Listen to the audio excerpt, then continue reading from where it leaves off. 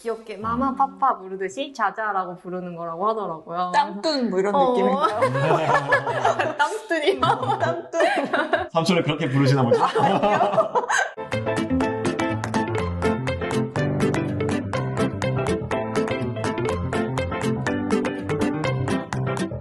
희곡에서 발견한 유쾌한 이야기를 충전해드립니다. 휘발유 들어갑니다. 네, 오늘은 안톤 체홉의 희곡 바냐 아저씨에서 발견한 유쾌한 이야기를 나눠보려고 합니다. 바냐 아저씨는 1899년에 안톤 체홉이 출판한 이 비극인데요. 이 작품은 본인이 1889년, 그러니까 10년 전에 썼던 숲귀신이라는 작품을 각색한 작품입니다. 원래는 막 24명이 넘는 등장인물이 나오는 엄청난 극이었는데요. 등장인물을 9명으로 줄이고 원래 숲귀신의 클라이막스인 숲의 정령이 자살하는 부분을 바냐 삼촌이 살인 미수를 하는 걸로 변경을 하고 해피엔딩이었던 결말을 좀 다소 씁쓸하게 끝나는 걸로 각색했다고 해요. 사실 연극계에서 안톤 체홉이라고 하면 굉장히 유명한 작가잖아요. 저도 이번에 안톤 체홉의 전집을 하나 구매를 해서 읽어보게 됐는데 저는 사실 이게 왜 이렇게 유명하지? 라는 생각이 좀 들었어요. 보면서 뭔가 기승전결 이런 것도 없고 뭔가 뚜렷한 클라이막스 이런 게 별로 없이 느껴져서 저는 뭘 봐야 되는 거지? 이런 생각이 들더라고요. 이 인물도 얘기가 나오는 것 같기도 하고 저 인물 얘기가 나오는 것 같기도 하고 근데 또 누가 주인공인지도 모르겠고 약간 그래서 저는 좀 제 스타일이 아니다라는 생각이 들더라고요. 개인적인 취향일 테니까요. 뭐 작품을 보는 것도 다 개인 취향에 따라서 보는 거니까. 근데 뭐 체육 작품의 특징이기도 하죠. 예전에 배삼식 작가의 하얀 앵두 리뷰하면서도 말씀드렸었는데 저는 체홉이 가장 최애 작가거든요. 저는 오히려 어떤 뚜렷한 주인공 없이 등장인물 하나하나가 주인공이면서 이제 그들의 삶이 동시다발적으로 펼쳐져 있는 게 좋거든요. 그게 인생을 그대로 그려놓은 것 같아서 좋고 저는 이제 가족 문제 이런 걸 항상 많이 좀 생각하는 편인데 그런 가족 간의 희생과 다이나믹이라고 해야 될까요? 그 역학관계가 느껴지는 작품이라서 좋았어요. 집안에 누가 되게 똑똑하고 잘난 사람이 있으면 그 사람을 다 서포트하는 방향으로 가기도 하잖아요. 더군다나 우리 부모님 세대 같은 경우에는 뭐 아들내미 하나 대학 보내려고 딸들은 다 교육도 못 받고 시골에서 농사 지어서 그거 다 해서 아들 교육시키고 막 이랬는데 또 나중에 그 아들이 집안 홀랑 다 까먹고 뭐 그 집안 영지도 팔고 막 이러고서 자기만 산다든지 그 자기가 잘나서 자기만의 힘으로 된 것처럼 군다든지 이런 것들 있잖아요. 근데 그런 게 느껴지는 작품이라고 저는 생각이 돼요. 그리고 교수가 연구를 막 할 수 있었던 것도 이 바냐의 뒷바라지였는데 그런 수고로움 하나도 알아주지 않고 자기 혼자 핀란드죠? 가서 잘 살겠다고 다 팔겠다고 막 이러고 그런 걸 보면서 저는 가족이라는 관계도 생각이 되고 가족 간의 희생 그런 걸 떠오르게 하는 좋은 작품이라고 생각해요. 저도 그런 지점이 있다고는 생각을 하는데 이게 뭔가 극으로 표현이 된 걸 보면 좀 더 확실하게 느낄 수 있을까라는 생각이 들긴 해요. 맞아요. 그럴 것 같아요. 저도 글로 읽을 때보다 공연으로 보니까 더 좋더라고요. 저희 뭐 밥상머리도 그랬어요. 밥상머리도 대사량이 워낙에 많잖아요. 처음에 읽을 때 다들 재미없다 그랬어요. 막 다시 써보라고. 그래서 저는 상처받고 막 좀 나름 열심히 쓰고 막 그랬었는데 그래서 이게 공연에 올라가기 직전까지도 의심이 들었어요. 막 사람들이 별로 재미없어 하는 것 같고 근데 이제 그거를 무대 위에 딱 올렸더니 첫 회 공연부터 그게 완전히 빵 터져버렸어요. 앞속에서 보여주는 그런 반응들과 호흡들이 와 닿으니까 이게 비로소 작품이 완성되는구나 그렇게 느꼈거든요.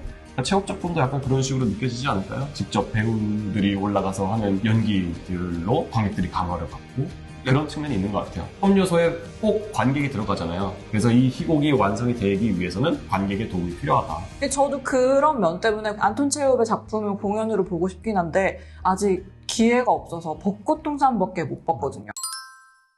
근데 바냐 아저씨를 읽으면서 더 공연이 보고 싶어졌어요. 혹시 보셨어요, 공연? 저는 못 봤어요. 저는 작년에 영국에서 봤어요. 정말 무대도 너무 예뻤고 천고가 굉장히 높은 극장이었는데요. 하수 쪽을 다 유리를 처리한 거예요. 엄청 높은 데를. 그리고 그 뒤에를 숲이 있는 것처럼 꾸몄어요. 진짜 나무 같은 것도 앞쪽에 놨는데 뒤쪽은 그 강목 있잖아요. 넓적한 강목을 이렇게 놔서 울창 숲이 있는 것처럼. 그리고 그쪽으로는 비가 쏟아졌어요. 그래서 이쪽 실내에 거 있고 유리 정원이 있는 그 약간 실내 같은 느낌? 그런 무대 장치도 너무 멋있었고 그리고 바냐 삼촌을 토비 존스라는 배우가 했거든요. 토비 존스가 좀 키도 작고 되게 개성 있는 얼굴을 가지고 계신 분인데 제가 평소에 희곡을 읽으면서 그려왔던 삼촌의 이미지랑 좀 비슷한 거예요. 뭔가 사람도 순박하고 좋고 한데 그런 느낌을 주는 삼촌으로 연기를 해주셔가지고 더 약간 이입이 되더라고요. 바냐 아저씨를 보면서 생각나는 작품이 있었는데 혹시 순우 삼촌이라고 들어보셨어요? 아니요?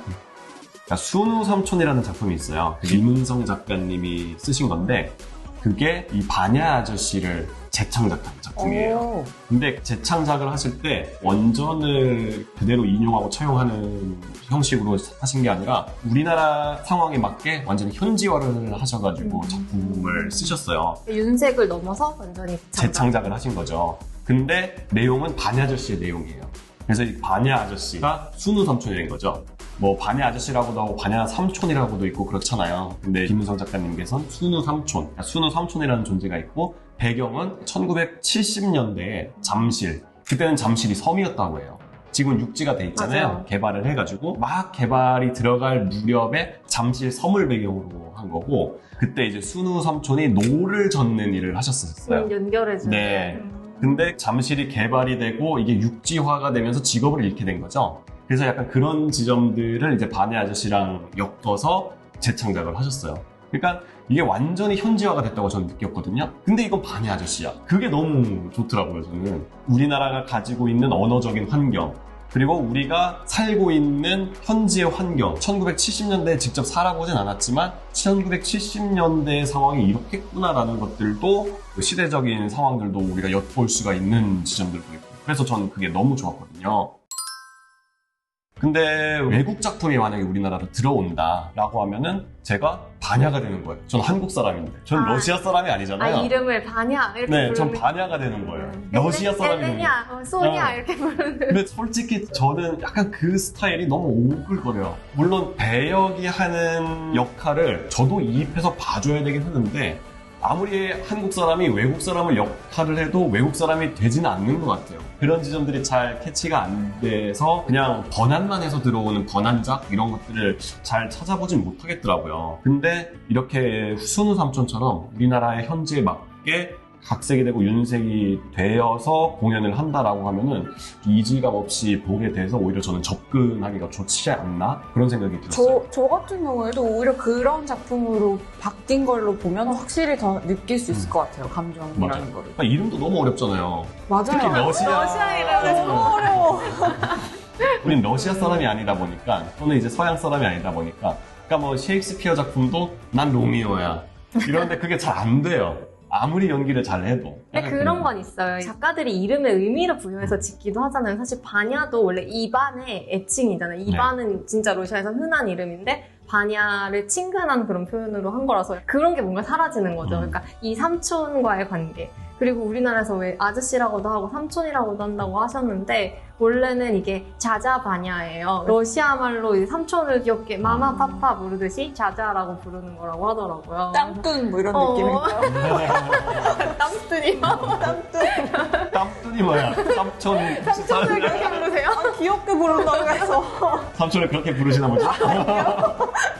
그런 아쉬움은 있지만 네. 저도 현지에 맞게 바꾸는 게 좋다고 생각해요. 그래서 저는 체험의 작품이 그렇게 현지화하기에 좋은 특성을 가지고 있다고 생각해요. 특정한 뭐 사건이나 개성이 강한 인물을 가지고 있는 작품이라고 하면 그거를 각색하기 되게 어려운데 오히려 그냥 사람 사는 얘기를 담백하게 그려낸 작품들이 많기 때문에 그걸 어느 나라에 갖다 끼워도 되게 맞추기가 유리한 거예요. 사실은 뭐 그런 측면도 있죠. 맨날 뭐 러시아 배우들이 하는 작품들을 저희가 볼 수는 없잖아요. 근데 만약에 우리나라 배우들이 그런 연기를 한다라고 하면 그냥 근대 러시아가 어떤 분위기였고 어떤 역사적인 배경이 있구나라는 것들을 알기는 용이한데 물론 뭐 제가 취향이 아니라고 해가지고 그렇게 하는 건 잘못됐다라고 말씀을 드리는 거 아니고요. 각자의 취향들이 있는 거고요. 그런 취향들에 맞게 작품을 선택하시면 좋겠다라는 말씀을 드리고 싶습니다.